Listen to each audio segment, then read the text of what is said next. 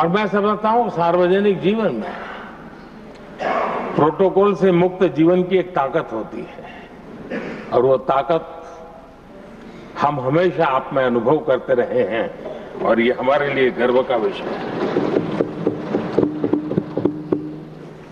आदरणीय सभापति जी, आपके व्यक्तित्व में सेवा, समर्पण, संयम, इन सभी बातों से हम भली भांति परिचित हैं। वैसे आपका जन्म तो डॉलर सिटी में हुआ और उसकी एक अपनी पहचान है, लेकिन उसके बावजूद भी आपने अपनी सेवा का क्षेत्र अंत्योदय को चुना। आपने हमेशा एक डॉलर सिटी के भी उस तबके की चिंता की जो दबे कुचले और कुछ वंचित परिवार थे, उनकी चिंता की। आदरणीय सभापति जी, मैं उन दो घटनाओं का जरूर जिक्र करना चाहता हूं जिसको कभी मैंने आपसे, आपके परिवारजनों से भी सुना है और जिसने आपके जीवन पर बड़ा प्रभाव पैदा किया है। बाल्यकाल में अविनाशी मंदिर के तालाब में आपका डूबने की संभावनाओं के बीच की अवस्था आपके लिए हमेशा रहा है कि मैं तो डूब रहा था, किसने बचाया, कैसे बचाया पता नहीं, मैं बच गया। और ईश्वर ने कुछ आप पर कृपा की, इस प्रकार का भाव आपके परिवार के लोग हमेशा बताते हैं। और दूसरा जो हम सब बहुत बारीकी से जानते हैं, जब कोयम्बतूर में लाल कृष्ण आडवाणी जी का यात्रा होने वाली थी, उसके कुछ समय पहले एक भयानक बम ब्लास्ट हुआ। शायद 60-70 लोग मारे गए। भयंकर बम ब्लास्ट था और उस समय आप बाल बाल बच गए थे। इन दोनों में जब आप ईश्वरीय शक्ति का संकेत देखते हुए अपने आप को समाज के प्रति अधिक समर्पित भाव से काम करने की जो आपने वजह के रूप में उसको कन्वर्ट किया, ये अपने आप में एक सकारात्मक सोच से बना हुआ जीवन का प्रतिबिंब है।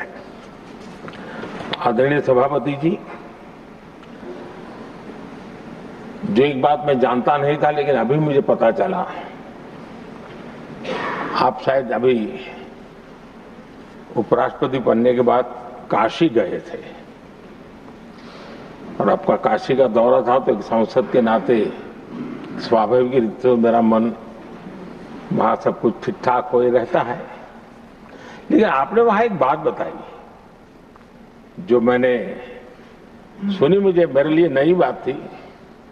आपने वहां कहा कि आप वैसे तो नॉनवेज के आदी थे, लेकिन जब पहली बार आप काशी गए थे जीवन में और काशी में पूजा वगैरह की, माँ गंगा को अपने आशीर्वाद प्राप्त किया माँ गंगा से, और पता नहीं आपके भीतर एक संकल्प जगा और उस दिन से आपने तय किया कि आप अब नॉनवेज नहीं खाएंगे।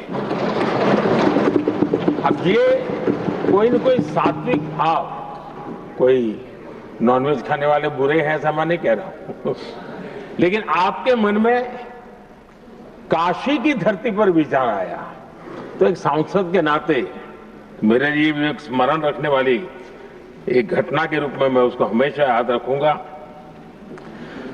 भीतर कोई न कोई आध्यात्मिक भाव जो इस प्रकार की दिशा में ले जाने की प्रेरणा देता है। आदरणीय सभापति जी, छात्र जीवन से आपकी नेतृत्व सामर्थ्य रहा है। आज राष्ट्रीय नेतृत्व की दिशा में आप हम सब का मार्गदर्शन करने के लिए यहाँ विराजमान है, यह हम सब के लिए गर्व का विषय है। आदरणीय सभापति जी, आप लोकतंत्र के रक्षक के रूप में अपनी जवानी में युवा अवस्था में, जब किसी को भी सरल मार्ग से जाने का मन कर जाता है, आपने वो रास्ता नहीं चुना, आपने संघर्ष का रास्ता चुना। लोकतंत्र पर आए हुए संकट के सामने मुकाबला करने का रास्ता चुना और आपने आपातकाल में एक लोकतंत्र के सिपाही की तरह जिस प्रकार से लड़ाई लड़ी, शासनों की सीमाएं थी, मर्यादाएं थी, लेकिन जज्बा कुछ और ही था। और वह उस क्षेत्र के सभी उस सब पीढ़ी के नौजवान आज भी इमरजेंसी के खिलाफ की आपकी जो लड़ाई थी, लोकतंत्र के लिए आपका संघर्ष था, उसमें आपने जन जागृति के जो विविध कार्यक्रमों को अपनाया था, लोगों को जिस प्रकार से आप प्रेरित करते थे, वे हमेशा हमेशा के लिए लोकतंत्र प्रेमियों के लिए एक प्रेरणा देने वाली घटना रही। आप एक अच्छे संगठक रहे हैं, मैं भली भांति जानता हूं। आपने संगठन में जो भी दायित्व संभालने का अवसर आया, आपने उस जिम्मेवारी को चार चांद लगा दिए, अपने परिश्रम से लगा दिए। आपने हमेशा सबको जोड़ने का प्रयास किया, नए विचारों को स्वीकार करने का प्रयास किया, नई पीढ़ी को अवसर देने का प्रयास किया। ये हमेशा संगठन में आपके कार्य की विशारत रही। कोयम्बतूर की जनता ने आपको सांसद के रूप में यहां सेवा करने के लिए भेजा और तब भी आपने सदन में रहते हुए हमेशा उस क्षेत्र के विकास के लिए अपनी बातों को बड़ी प्रमुखता से लोगों के सामने रखा, सदन के सामने रखा। ये आपका लंबा अनुभव सदन में सभापति के रूप में और राष्ट्र में उपराष्ट्रपति के रूप में बहुत ही प्रेरक रहेगा, हम सबको मार्गदर्शक रहेगा। और मुझे पूरा विश्वास है कि मेरी तरह इस सदन के सभी सदस्य इस गौरवपूर्ण पल को जिम्मेवारियों के साथ आगे बढ़ाएंगे। इसी भावना के साथ मेरी तरफ से, सदन की तरफ से आपको बहुत बहुत शुभकामनाएं देता हूं।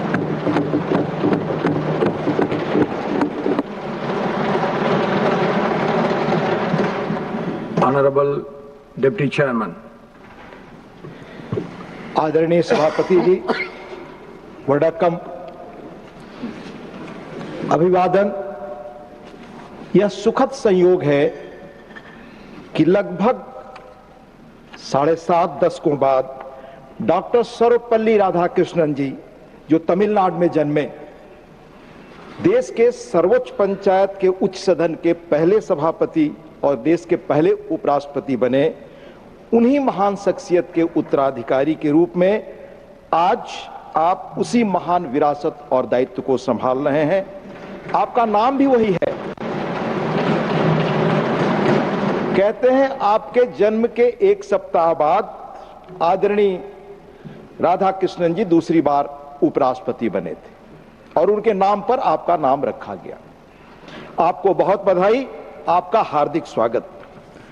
सभापति जी, आप तमिलनाडु से आते हैं, महान राज्य जिसकी संस्कृति, भाषा, हेरिटेज और कंट्रीब्यूशन पर मुल्क को फक्र है, जहां हजारों वर्ष पहले महान संत तिरुवल्लुवर ने तिरुकुरुल महान ग्रंथ लिखा।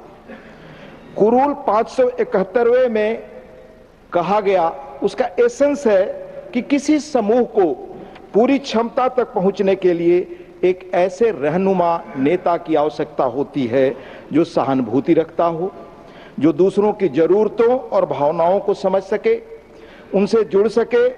यह सहानुभूति नेतृत्व एक सकारात्मक माहौल को बढ़ावा देता है, जहां लोग खुद को मूल्यवान समझते हैं और सामान्य लक्ष्यों की दिशा में काम करने के लिए प्रेरित होते हैं। आपके अंदर दूसरों के प्रति सहानुभूति है, सकारात्मक माहौल बनाने की प्रबल इच्छा हमने देखी।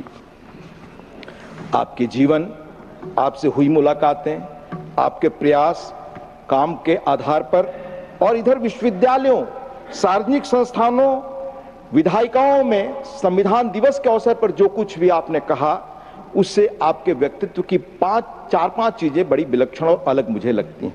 पहला, डायलॉग में यकीन, डिबेट में यकीन, दूसरे के मत को सुनना और सम्मान देना।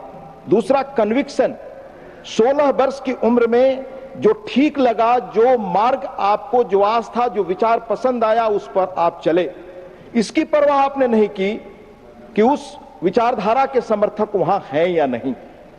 यह आपके बारे में जानते हुए मुझे महान लिंकन के उस पत्र का स्मरण हुआ जो उन्होंने प्राइमरी स्कूल के उस अध्यापक को लिखा था जहां उनका बच्चा पढ़ता था। उसमें अनेक चीजों के साथ उन्होंने कामना और की थी कि मेरे बच्चे को ऐसी शिक्षा मिले, जब भीड़ कोई और चीज महसूस करती हो और वो अकेला हो, अकेले महसूस करे कि मैं ठीक रास्ते पर हूं, तो उस पर चले। आप में यह गुण हमने पाया। कर्म के स्तर पर हमारे समाज की एक खासियत है। हमारे यहां हरिऔध सिंह उपाध्याय एक बड़े कवि हुए, उन्होंने कल्पना की हमारे यहां कर्मवीर हों। शब्दवीर बहुत मिलते हैं, आलोचना आसान है पर कर्म करना कठिन। आपने त्रिपुर के टेक्सटाइल इंडस्ट्री में बड़ा योगदान दिया। उसके बाद कोयर बोर्ड के अध्यक्ष के रूप में आदरणीय प्रधानमंत्री जी ने कहा, आपने बहुत रचनात्मक और बहुत बेहतर प्रयास किए। साथ ही लोकतंत्र में विधायिका के उसमें आपकी गहरी आस्था हमने देखी। आपसे जो भी मुलाकातें हुई उनके आधार पर कह सकता हूं कि आपका हमेशा एक ही कंसर्न हमने पाया, सदन में श्रेष्ठ संवाद कैसे हो। सभी अपना अपना पक्ष या मत रखें, पर संसदीय मर्यादाओं के तहत आपके नेतृत्व रहनुमाई में यह उच्च सदन ऐसा ही आदर्श कायम करेगा, यह मेरा यकीन है।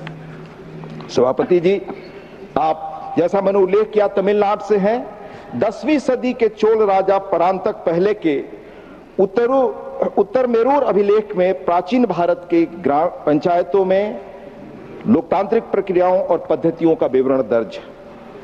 भारत में कैसे लोकतंत्र की जड़ें हजारों वर्ष पुरानी हैं। हमारे संविधान सदन की दीवारों पर हजारों वर्ष पहले आचार्य कौटिल्य का कहा लिखा है, प्रजा सुखे राज्यम प्रजा नाम तू हिते हितम। प्रजा के हित में ही राजा का हित है और राजा और प्रजा के सुख में ही राजा का सुख है।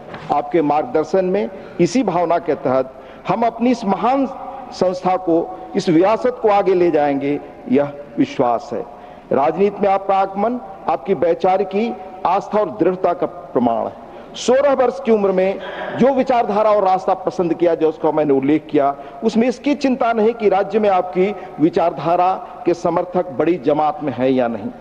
आप अपने विचारों और आस्था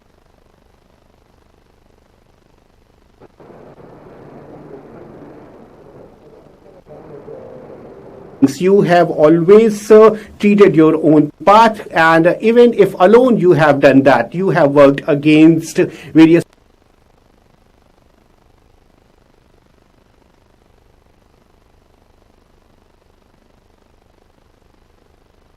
If alone you have done that, you have worked against various sorts of addictions. You have.